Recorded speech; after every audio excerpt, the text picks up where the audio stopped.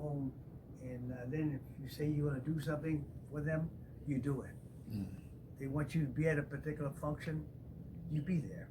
And I believe in being on time. Sometimes people will be an hour late or 2 hours late.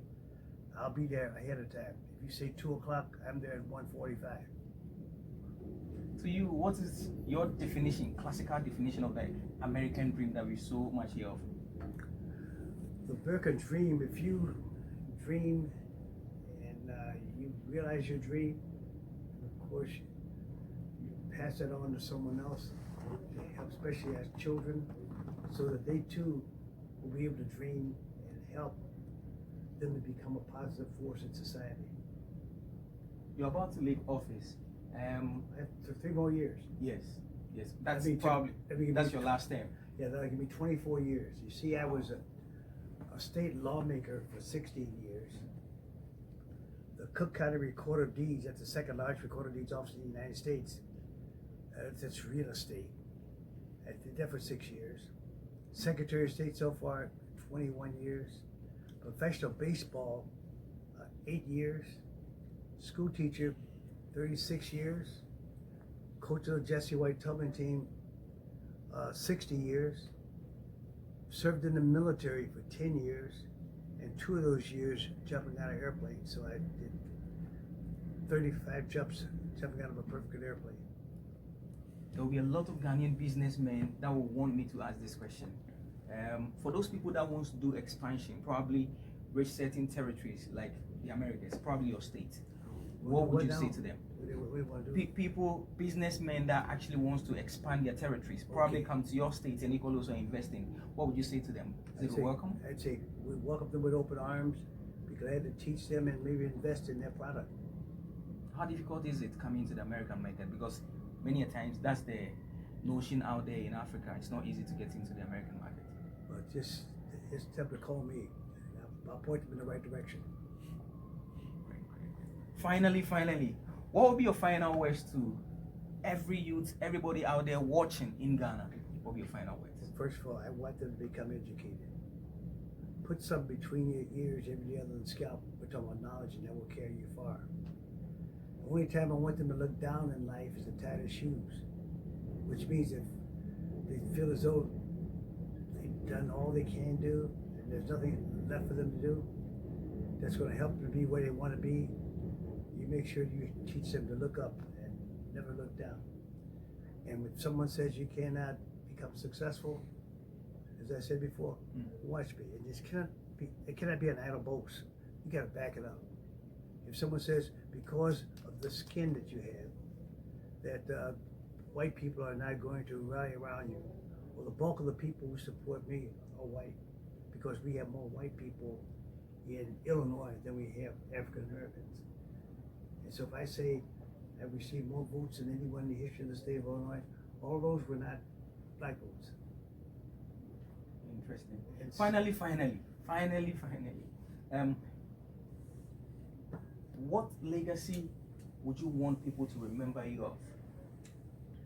I want them to remember me as being the kind of a person who gave of himself, his money, his efforts, and his energy to help society to become a better place for everyone. When you get it, you give it back.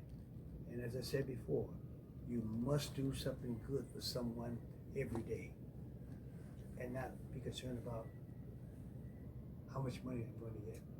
I'm not motivated by money. I'm motivated by success. I want everyone within the sound of my voice, no matter what their color of skin is, to rise up and be a positive force in society. You do those things and more, society will benefit from it. People are going to miss your experience and... No, I'm going to be around. Interesting. I'm going to continue to work and not be concerned about money. I believe in volunteerism. And that's what I'm going to continue to do, volunteer. With my Jesse White Tubman team, I'm a volunteer. Every July, we give out to 600 kids who are going off to college a trunk loaded with school supplies for college. And then we give 51 of my young people between $3,000 to $8,000 toward education. So we give them clothing, nice new suits, girls nice new dresses, computers, televisions, all the things that they need for college. We give to them, and we wish them well, and we want them to become better educated and better informed. You do that, you've made a tremendous investment in our youth, and that's our success. Thank you very much. Thank you. Third world countries, if you are to advise us, health-wise, what would that be? Well, I'm not in the healthcare field, but I know that washing your hands and making sure that when you cough into your sleeve, not into your hand. And those are the two things that they're talking about right now. What would you say to the people that says that this is a lab disease, virtually to try and cut down Africa's population? Yeah. Conspiracy theories. No.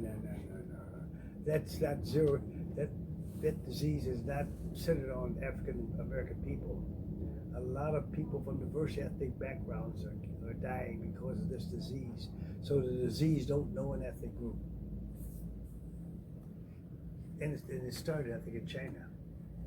Okay. And that's not an African American country, or nor is it not an African country.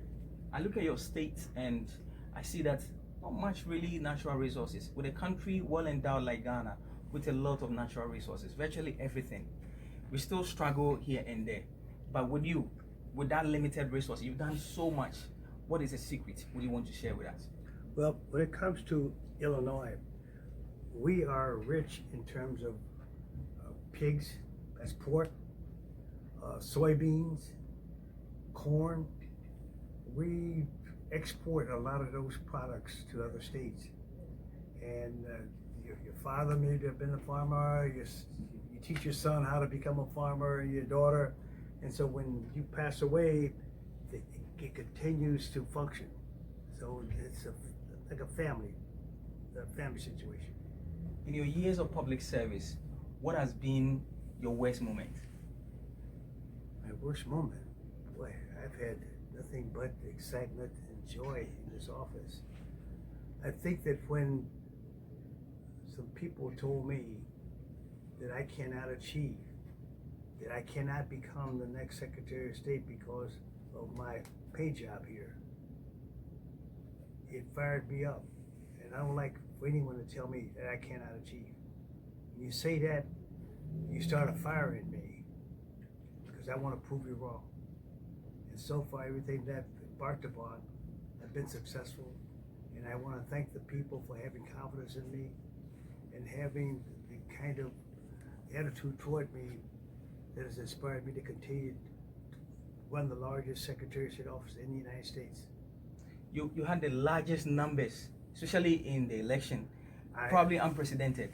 Yes, I received more votes than anyone in the history of the state of Illinois.